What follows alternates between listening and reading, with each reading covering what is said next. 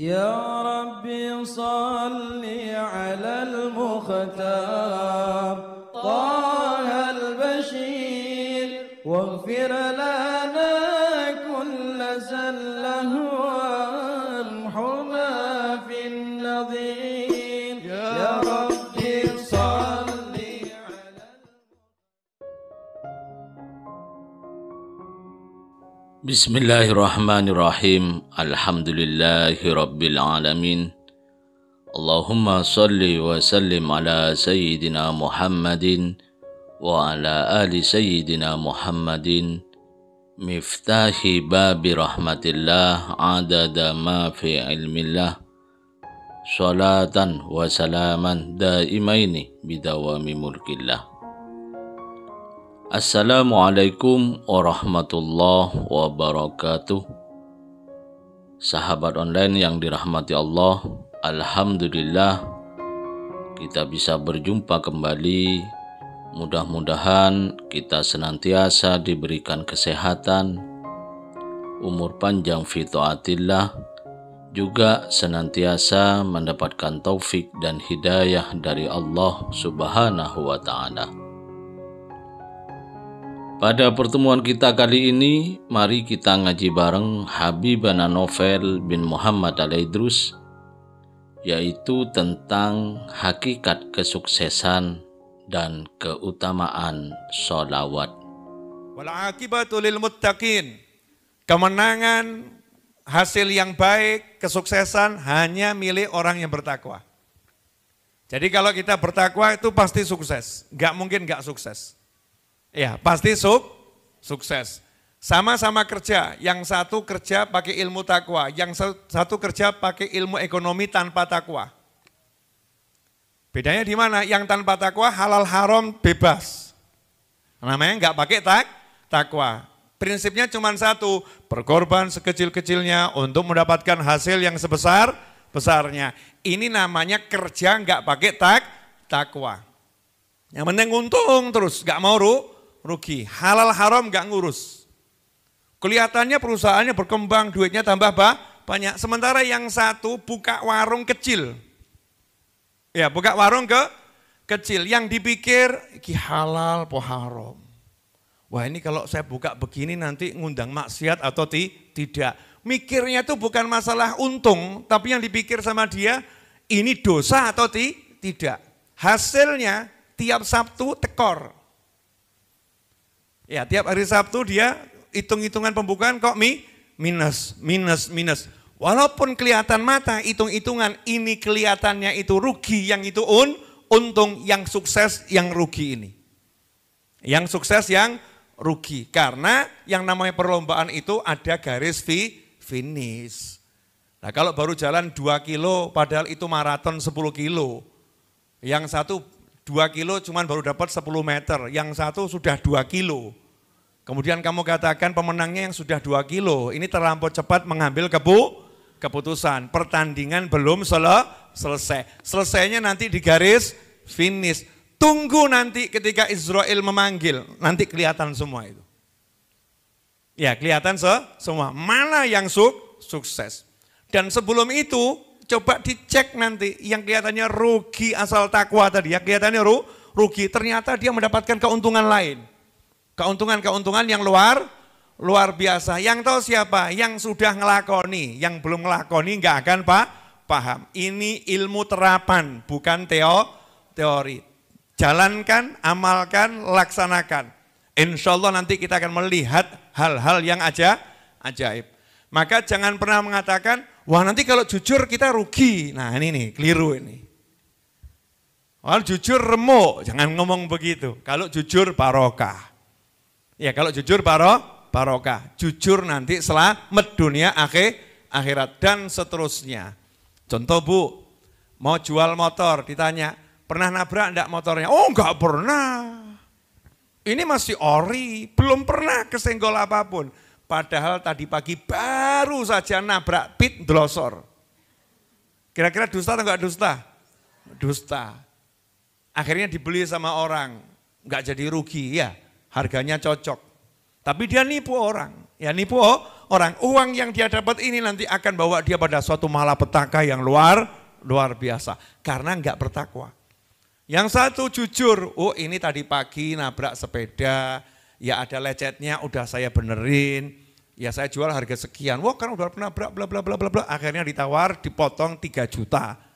Deal minus 3 juta. Walaupun dikurangi 3 juta, tapi karena jujur, wal aqibatu lil muttaqin, pasti kemenangan milik orang yang bertakwa. Ini ilmu iman ya sama Allah Subhanahu wa taala, bukan ilmu hitung-hitungan.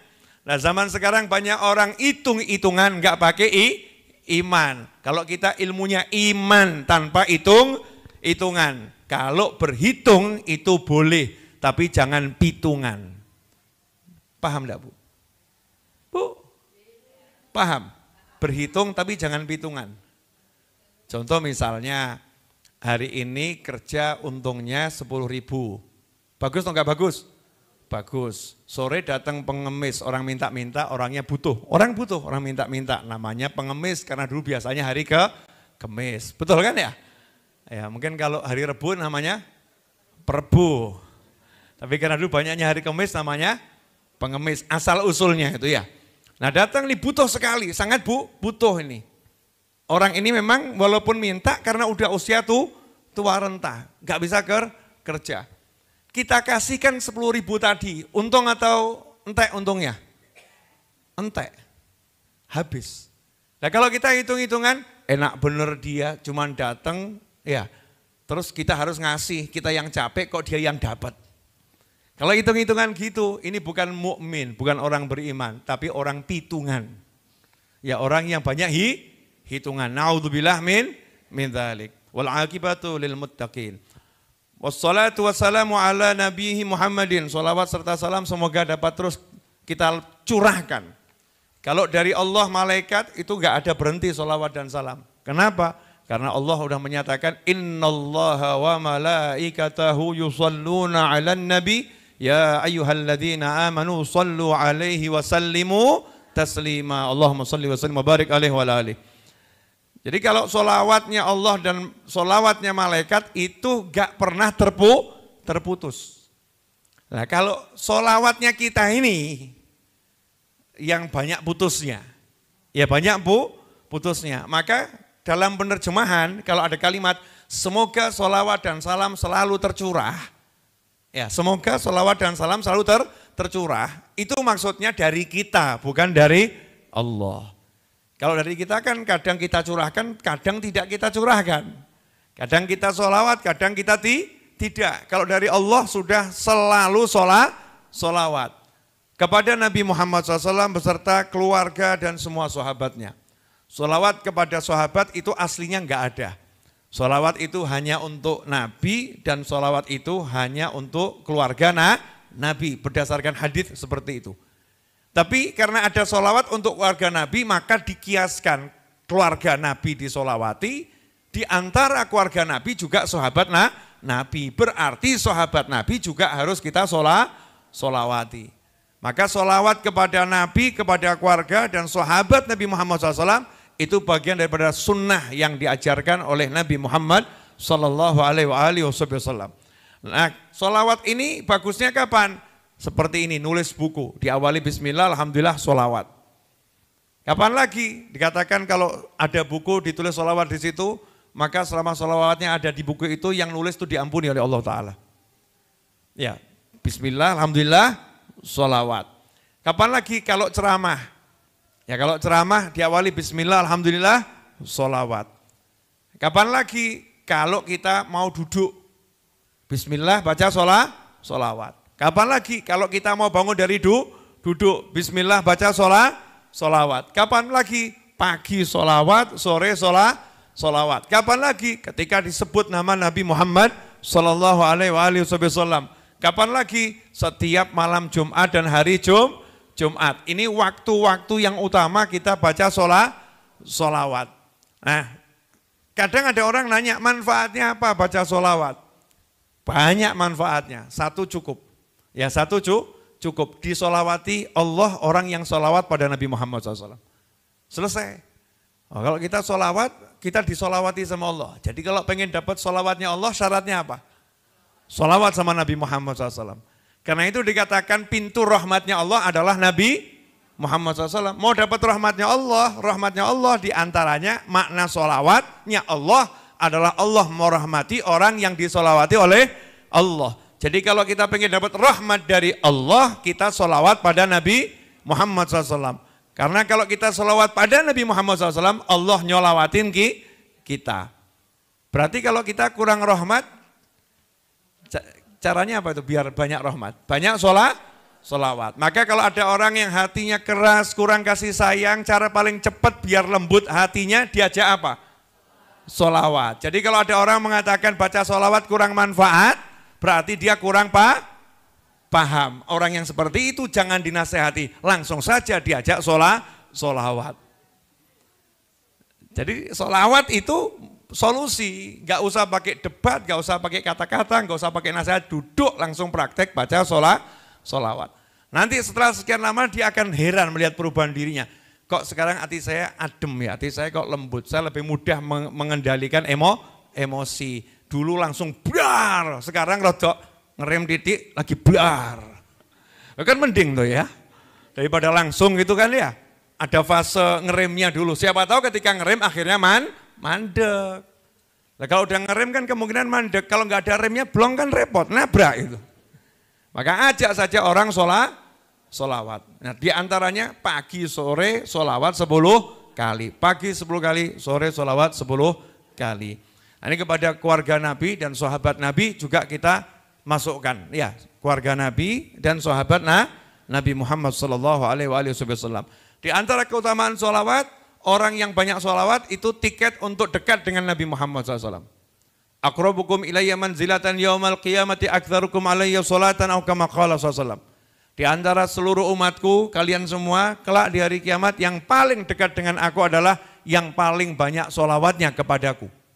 Yang paling banyak sholawatnya kepadaku. Nah, ini semua ilmu terapan, bukan teori. Jadi kalau diteorikan nggak kita praktekkan ya nggak tahu rasanya. Sama seperti ada orang cerita, oh di situ jagung bakarnya enak.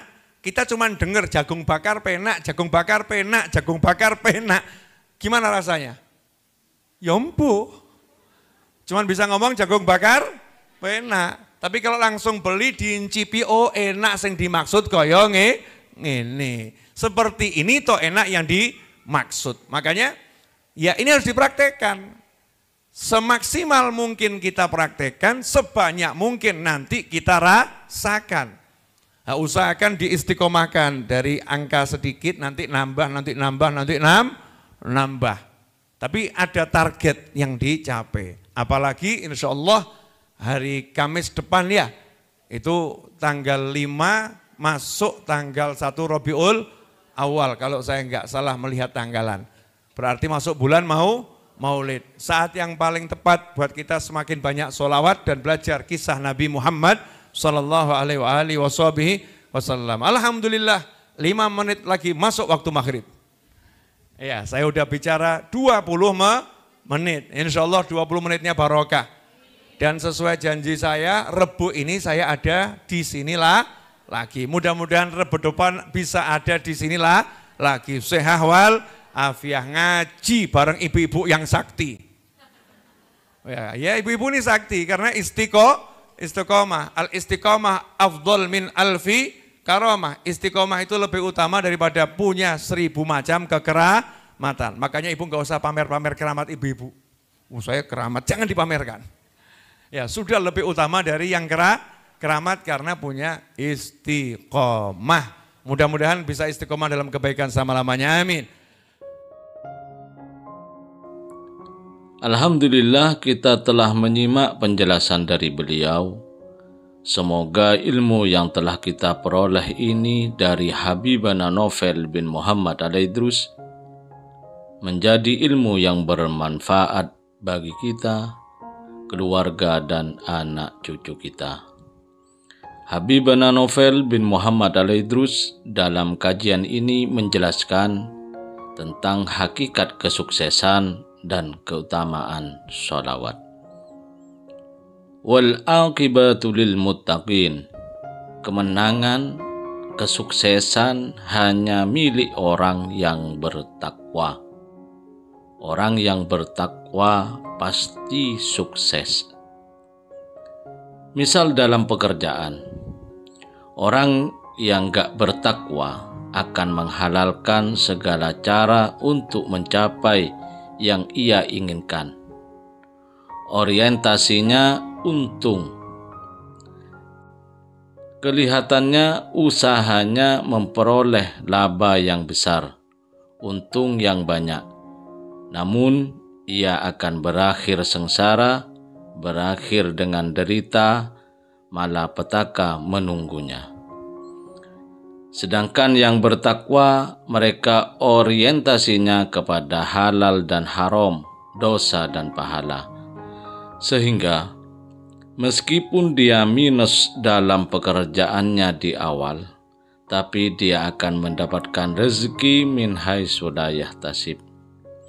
Jangan pernah mengatakan kalau jujur nanti rugi, tapi katakanlah kalau jujur nanti barokah. Kalau jujur nanti selamat dunia akhirat.